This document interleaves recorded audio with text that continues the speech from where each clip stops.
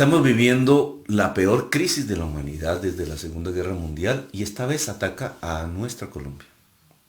La enorme cantidad de años de desinformación y de debilitamiento del sistema educativo no le permiten aún a nuestra población captar la gravedad de los acontecimientos.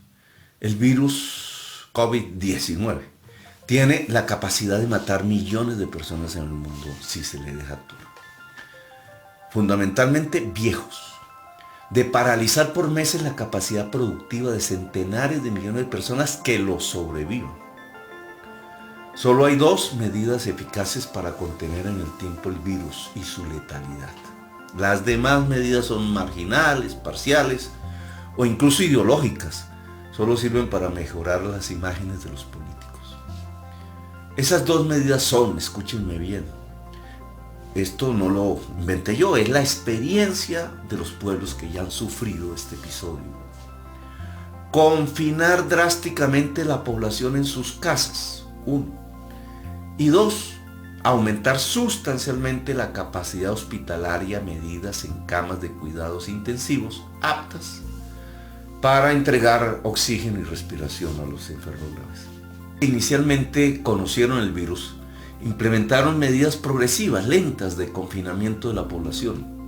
En regiones primero, en casas después, no conocían bien a qué se enfrentaban.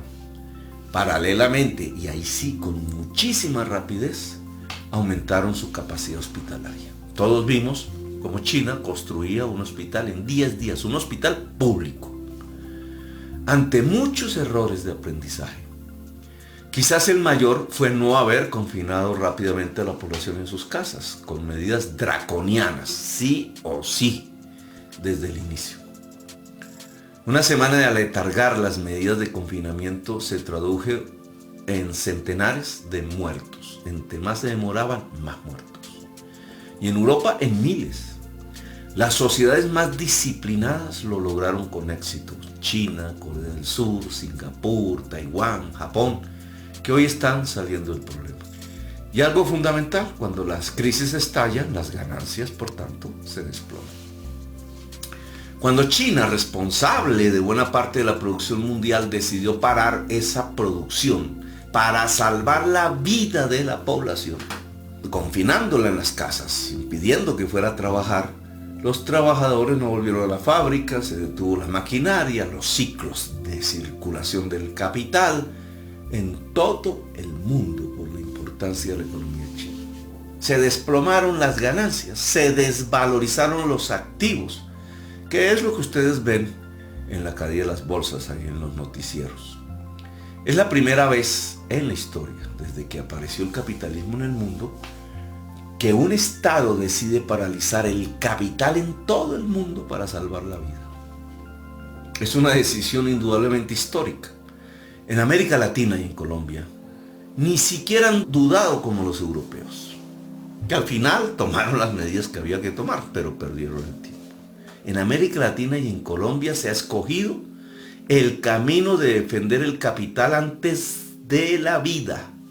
Siguiendo a Trump, dijeron que el virus era una gripa, como afirmó la alcaldesa Claudia López mientras ordenaba al mismo tiempo la demolición y la privatización del Hospital San Juan de Dios, el hospital más importante de la historia de Colombia y el primero de América. Han buscado como dé lugar la gradualidad tímida de las medidas, contrariando la experiencia en China, y han apostado a salvar primero las ganancias. La gradualidad, cierres temporales, no permitir conglomeraciones de más de 500 personas, pero sí 400. Usar la bicicleta, los toques de queda nocturnos, nunca los diurnos. Los cierres de frontera cuando ya no es necesario. Cierres de frontera contra pueblos no deseables donde no está el virus. Permite tener gobiernos que ganan indudablemente imagen en el corto plazo, porque se muestran sensatos, poco a poco. Pero eso no sirve. Al contrario, disparan la enfermedad y la muerte. Peor aún, al lado de la gradualidad, un ordenamiento irracional de las prioridades. Lo primero que hizo Duque fue construir un fondo para brindar préstamos subsidiados a las empresas de aviación y turísticas. Y luego cerrar la frontera con Venezuela, que no tenía el virus, y dejarlas completamente abiertas con Europa y los Estados Unidos, y tal, por ahí entró el virus desde Italia. Bolsonaro, Piñera también graduaron las medidas. La televisión chilena transmitía a los voceros de las aseguradoras privadas de salud diciendo que el problema se tramitaba a través de las pólizas y los contratos de seguros. La alcaldesa de Bogotá delegaba en las aseguradoras privadas, las EPS, las medidas preventivas contra el COVID-19, que obviamente va contra su negocio, y no lo hicieron.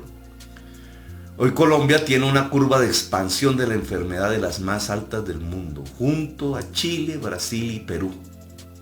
De seguir así tendríamos la peor mortandad de la época contemporánea y diría un genocidio por omisión.